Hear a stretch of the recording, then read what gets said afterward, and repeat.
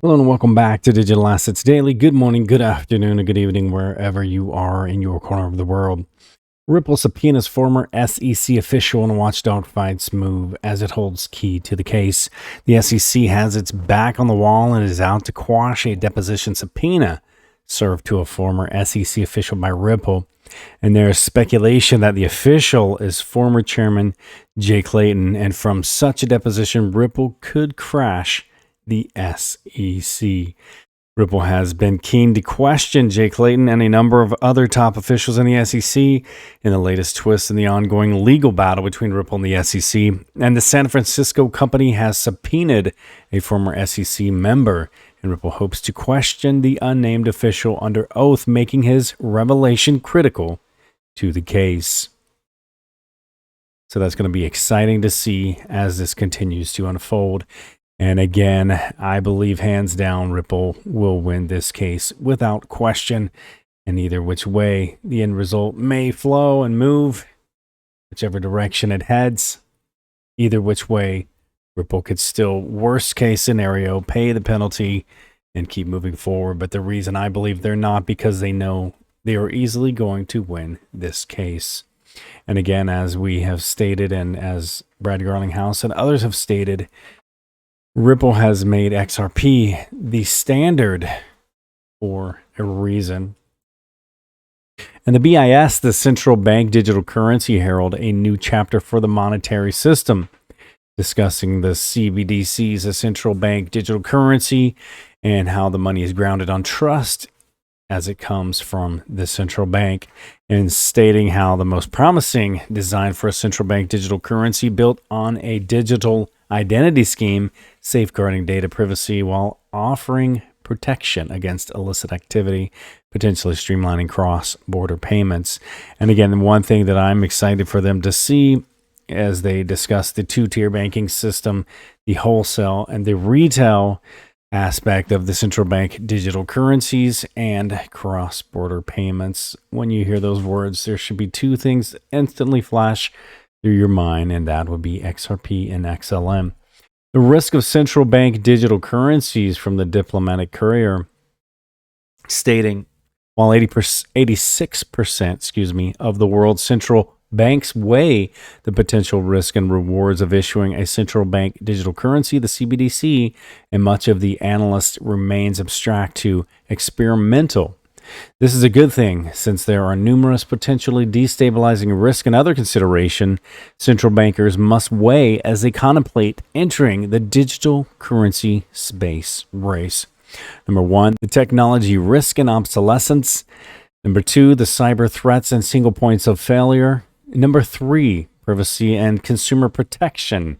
Number four, systemic risk and destabilization. Number five, vendor risk and technology capture. Number six, the limitations of digital twins.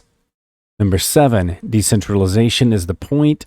Number eight, regulate the activity, not the technology.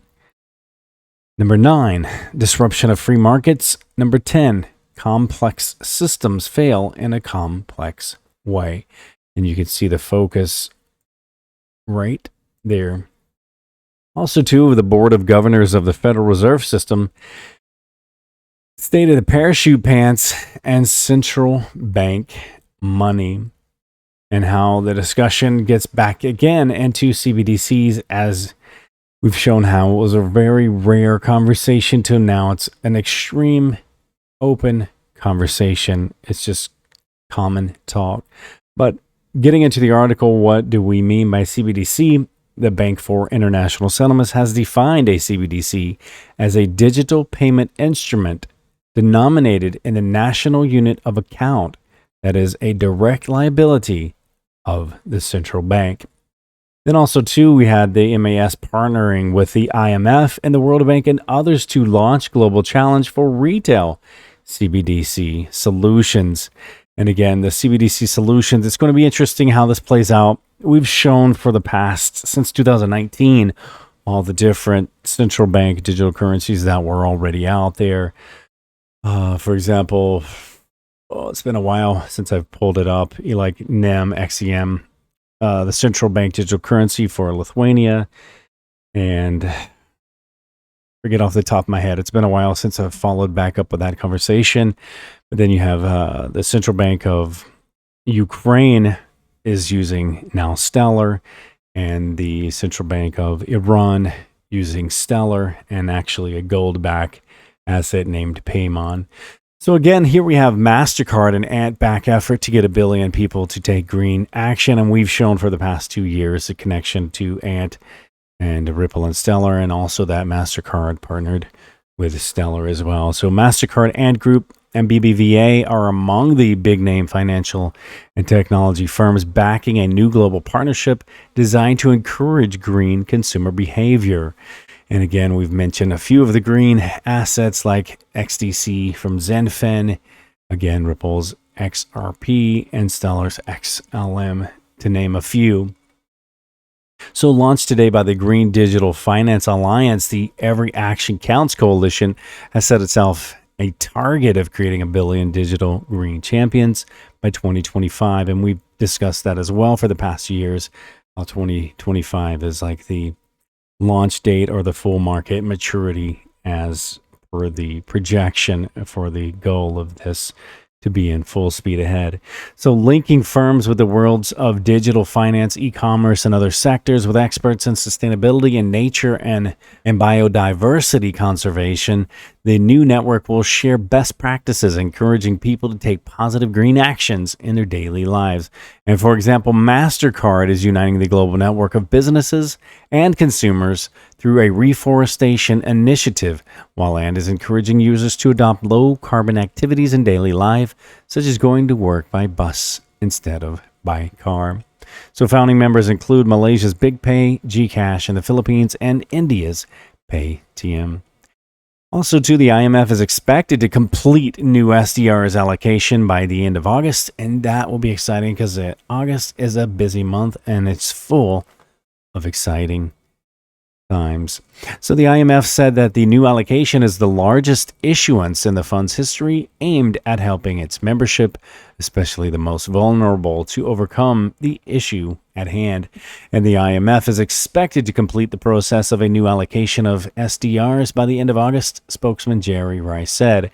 And the IMF Executive Board on Friday discussed a proposal for a new SDRs allocation of 650 billion USD, the largest issuance in the IMF's history, aimed at helping its membership, especially the most vulnerable, overcome the issue at hand. And Rice said in a statement at the end of the meeting, the board discussion is another step in the process towards a new SDR's allocation, which we expect to be completed by the end of August, Rice said.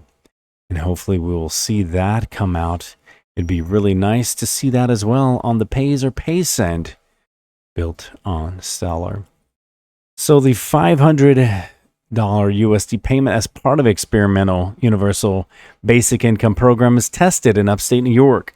And this was something we talked about, having the wallets and possibly getting people used to using the digital assets, the digital currencies, the virtual currencies, so that as we move into the full digital realm of finance and move away from fiat currencies, the people would already be used to using them the way they're already familiar with their credit and debit cards by the time we need this in full function and full speed in 2025.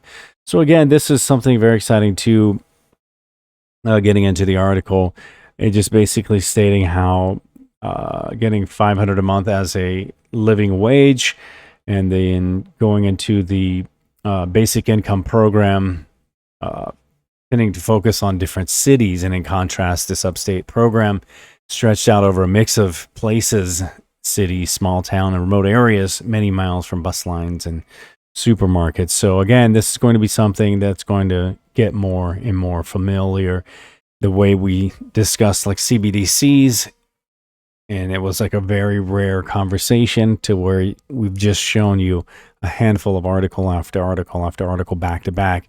It's going to be the same thing with the living wage and the digital assets, digital currencies, and all of the new digital wallets, especially on your cell phones, etc. So I want to say thanks to Belton Road at Lowest Gravity for tagging me in that article, because I think that's great as far as the progression moving forward and stuff like that is going to be very helpful for those who are unbanked and underbanked in a lot of the different third world countries, especially, even though some of the testing obviously is in this specific example as New York City.